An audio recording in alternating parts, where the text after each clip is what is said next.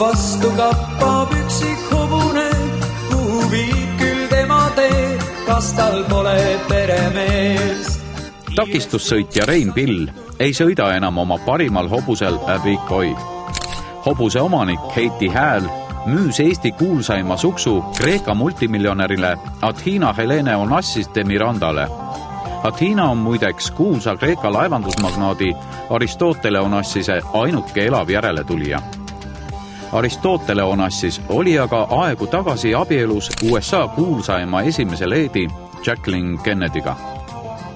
Heiti Hääle suksut ei ostetud aga niisama luksusasjaks, vaid temaga hakkab ratsutama Athina Onassise abikaasa Alvaro Alfonso de Miranda Neto. Kahekordsel olümpiapronksil Alvarol on Big Boyga suured plaanid. Heiti Häälel on hiigeltehingu üle hea meel. Samas teeb see mehe meelega nukraks. Väike pisar pühapäeval talli vahel ikka tuli.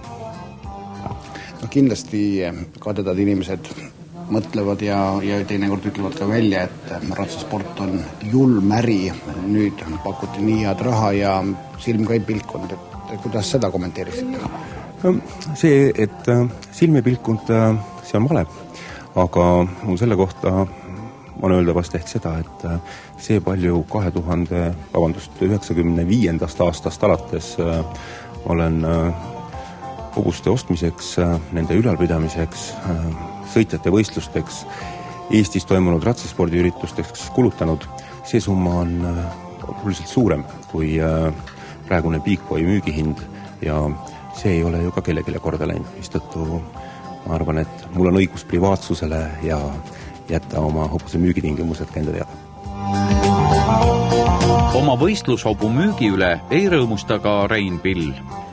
Eks esimene emotsioon on ikka sel puhul on tegu loomaga või inimesega, et natuke siuke sõbra kaotamise tunne ja Rein on ise selline loomult hästi nagu sisseelaja inimene, ehk ta elab nagu mured ja rõõmud sissepool, et ta välja väga ei näita ja näeb maailma hobuse silmadega, nagu öeldakse, aga ma arvan, et tänaseks päevaks on ta nagu sellest väga hästi üle saanud, et isegi nagu mulle üllatavalt hästi, sest ta on suutnud oma teise hobusega teha juba päris ilusaid tulemusi ja ta on leidnud nagu sellest uued väljundid, ehk siis on vaadanud selle hobuse müügile positiivsemalt ka. Hobuse müügihinda tehingu osapooled ei avalda. Selle suurusjärk pidavat isegi suures maailmas muljet avaldama. Ometigi pole raha selles äris alati kõige tähtsamal kohal. Juba mõni aeg tagasi on tegelikult augusti lõpus jõudis minu ajusse arusaam sellest, et ühe hobusega me Eesti ratsutajad maailma tippu ei vii. Nii nagu suusatajal või jalgrattasõitjal on vaja kilomeetreid, on ratsutajal vaja selleks, et võistelda maailma tippudega tolle suurusega parkuurides vaja võistluskogemust. Ja selleks tuleb võistelda 3-40 nädalavahetust aastas, milleks on tippsõitjal vaja vähemalt 2-3 Grand Prix tasemel hüppamise hobust ja plaan või arengu järgmine etapp näeb ette ühe asendamist 2-3-ga. Heiti Hääl ja Athina Onassis asutasid Eesti ratsaspordi edendamise sihtkapitali, kuhu tehti ka 2 miljoni kroonine annetus. Sihtasutuse eesmärgiks on meil siis noorte ja lastespordi toetamine ja noorte ja laste treenerite koolitus ja nende väljaõpetamine. Ehk panustame pika perspektiiviga noorte sporti.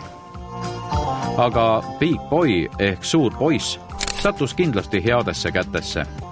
Eesti ratsaspordi entusiastid lubavad kuldaväärt suksut mitte unustada. Kindlasti on plaan minna vaatama, sest hobune tegelikult asub ka tänasel päeval Reinu ja Tiidu Belgia tallist 100 kilomeetri kaugusel, ehk kuigi temaga hakkab sõitma Brasiilia ratsutaja, siis hobuse elukohaks jääb ikkagi Euroopa. Ja seetõttu ei ole väga raske teda seal vaatamas käia. Ja kindlasti võistlustele läheme me talle kaasa elama. Tal on ikkagi natuke Eesti hõngu juures selle hobusel ka edaspidi. Loodetavasti kuuleme siis sellest erakordsest suksust veelgi ja tunneme head meelt, et ratsutamismaailma absoluutses tipus teeb mehetegusid ka üks Maarjamaal kasvatatud hobune.